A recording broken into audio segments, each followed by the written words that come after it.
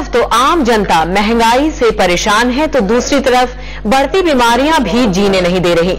इंसान है तो बीमारियां होंगी ही, लेकिन तब क्या करें जब मुसीबत के समय काम आने वाली मेडिक्लेम भी डायन बन जाए। लोग मेडिक्लेम इसलिए करवाते हैं ताकि जरूरत पड़ने पर उन्हें आर्थिक मदद मिल सके, लेकिन ऐसा होने से रहा उल्टे यही मेडिक्लेम अब डायन बनकर खाए जा रही है।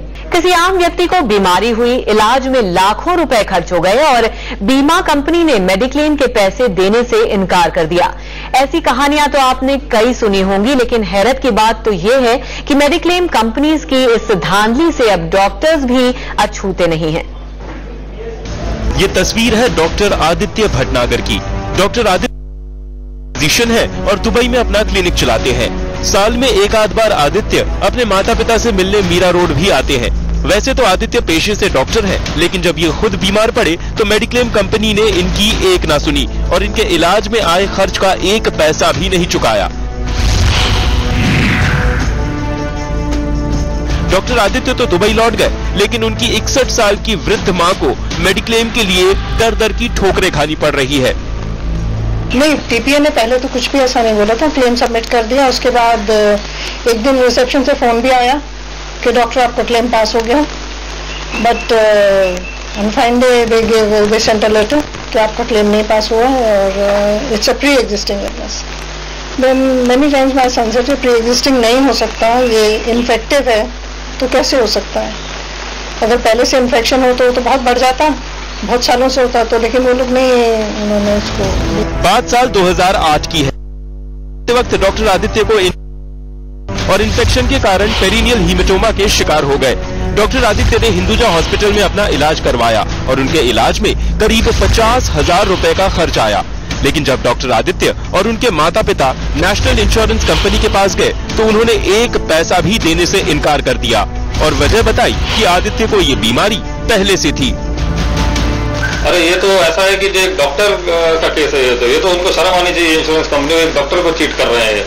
एक डॉक्टर जो बेचारा बीमार हो गया था, हॉस्पिटलाइज्ड हो गया था, तो उसको उसने अपना क्लेम फाइल किया था न्यू इंडिया इंश्योरेंस से, तो उसका क्लेम नहीं दिया इन लोग ने और प्री एग्जिस्टिंग डिजीज का क्लॉज लगा दिया। और वो डॉक्टर खुद बोल रहा है कि प्री एग्जिस्टिंग डिजीज क्या होती है वो मुझे मालूम है, तो हमको क्या बना रहे हो आप। TV9 के हाथ लगे हैं वो दस्तावेज जिसमें डॉक्टर आदित्य का इलाज करने वाले डॉक्टर ने इस बात की प्रामाणिकता दी है कि डॉक्टर आदित्य को ये बीमारी पहले से नहीं थी।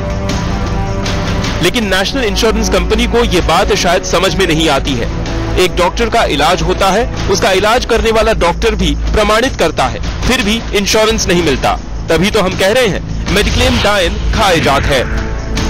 प्रत्युष भास्कर, TV9।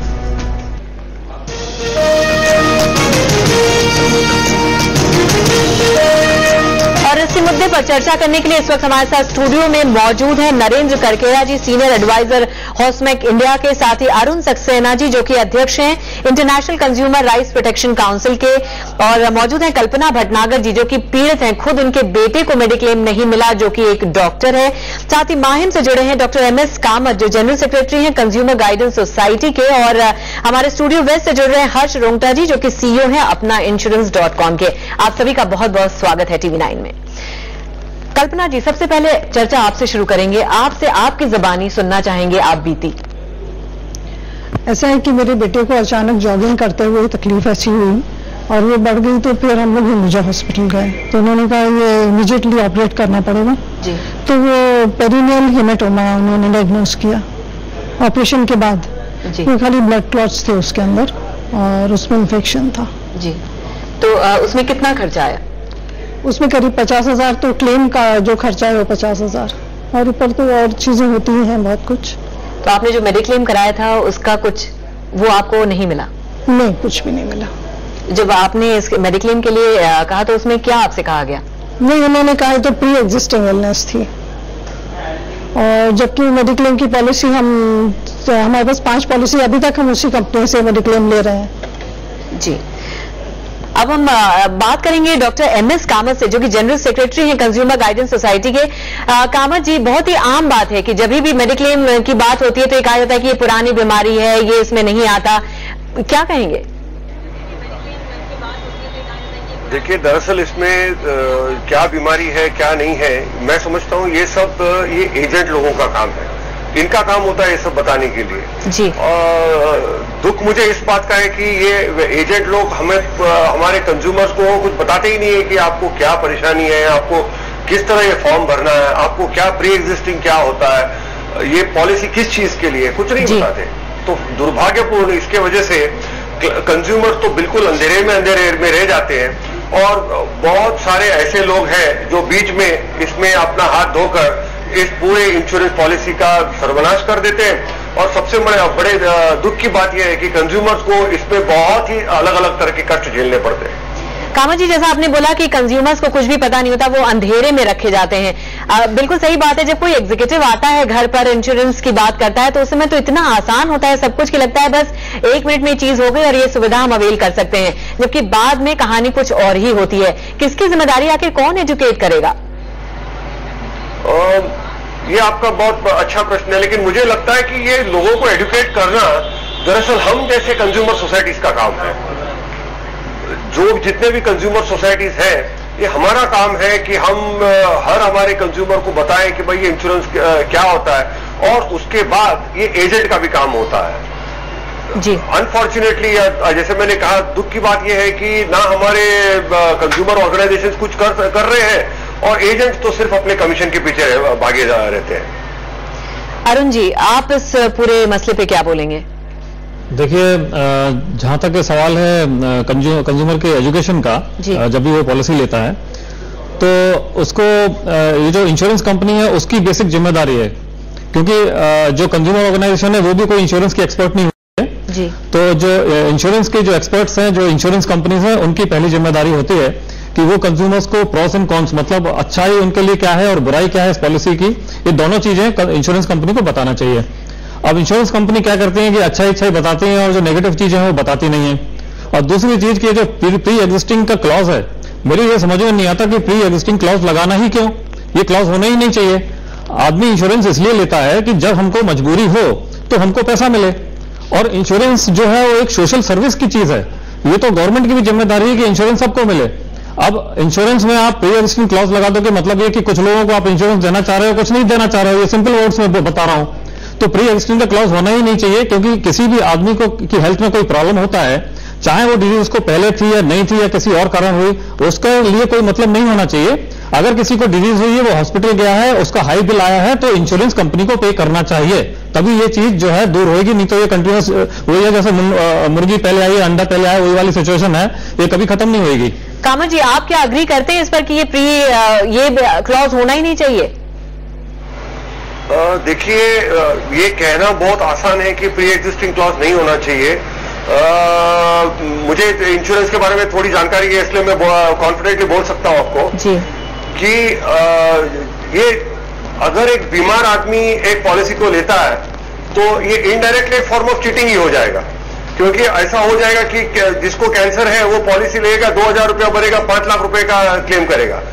ये ऐसा नहीं हो सकता है। At the same time insurance सबको देना चाहिए, लोगों को इंश्योरेंस होना चाहिए, ये बहुत बड़ी और अहम बात है। जैसे मैंने कहा कि आज हमारे देश में ज्यादातर लोग इंश्योरेंस तब लेते हैं जब वो बीमार हो जाते हैं। ये अगर आप अमेरिका में जाएंगे या कोई अच्छा वेस्टर्न कंट्री में जाएंगे तो आप देखोगे कि हर एक आदमी को, भले वो बीमार हो या न हो, उसको इंश्योरेंस रहता है। देखो, इंश्योरेंस की सबसे बड़ी बात यह है कि 100 आदमी जब पैसे देते हैं और उसमें से एक आदमी जब बीमार होता है तो 100 आदमी के जितने भी पैसे हैं वो इस एक आदमी को दिया जाता है। अगर 100 आदमी में 10 बीमार होने लगे तो प्रीमियम्स इतने बढ़ जाएंगे कि मेरे जैसा कंज्यूमर जो है, जो आज एक पॉलिसी को 3, 4, 5% पेमेंट करता है, मुझे 12-14% पेमेंट करने पड़ेंगे।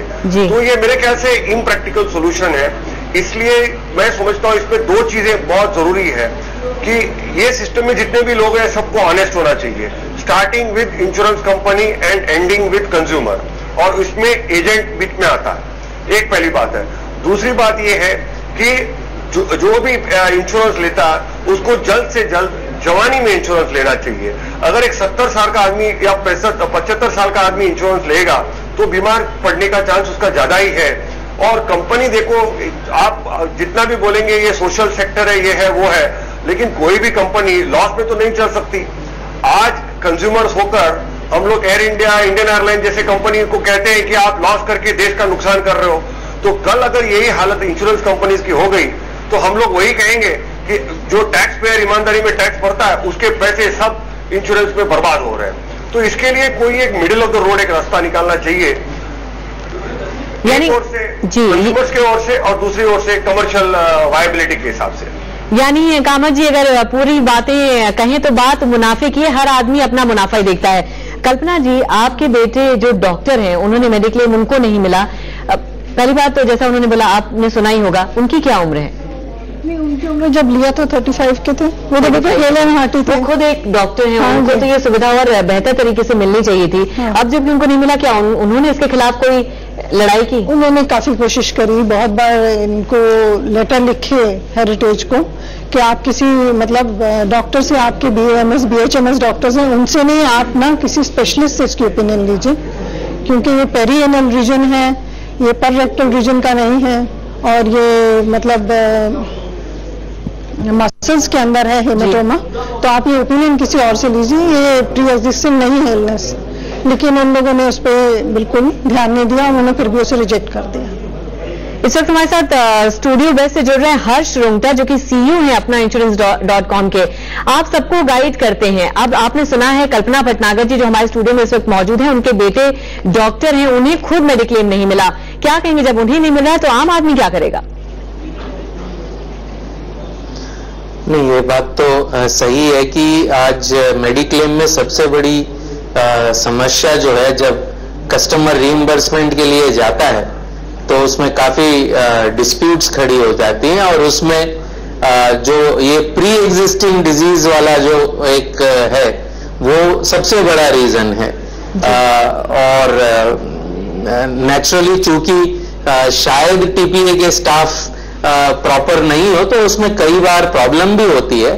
तो क्लियरली ये जो भी प्रोसेस है इससे डील करने का, उसमें बहुत ज्यादा इंप्रूवमेंट करने की रिक्वायरमेंट है, इसमें कोई दो राय नहीं हो सकती। कम से कम रिस्पॉन्स क्विक हो सकते हैं। लेकिन एक बात ये भी है कि हमारे यहाँ जब कंज्यूमर इंश्योरेंस लेता है पहली बार, उस समय डिस्क्लोजर्स करने से वो कतराते हैं, क्योंकि उन्हें ये लगता है कि अगर मैं ये डिस्क्लोजर्स करूंगा तो शायद मुझे इंश्योरेंस ना मिले, या फिर लापरवाही की वजह से वो डिस्क्लोजर्स नहीं करते हैं, ब्लैंक फॉर्म साइन करके एजेंट को दे देते हैं जी।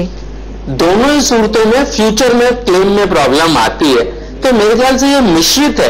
क्लियरली इंश्योरेंस कंपनी की साइड से प्रॉब्लम है, इसमें कोई दो राय नहीं हो सकती, लेकिन कुछ हद तक ये कंज्यूमर साइड की भी प्रॉब्लम है, एजुकेशन की भी प्रॉब्लम है, और थोड़े से कंज्यूमर्स हैं वो इंश्योरेंस कंपनी। जी, मैंने ये सवाल पहले भी पूछा था, आपने कहा एजुकेशन की प्रॉब्लम है, इंश्योरेंस कंपनीज की प्रॉब्लम है, कंज्यूमर्स की प्रॉब्लम है, लेकिन सवाल ये है कि आखिर इसके लिए एजुकेट कौन करेगा कंज्यूमर्स को? पहले जब एग्जीक्यूटिव आता है तो वो इतने क्लॉज नहीं बताता, इतने टर्म्स एंड कंडीशंस नहीं बताता, और जब बाद में क्लेम करने की बात आती है तो अलग अलग बातें सामने आती हैं।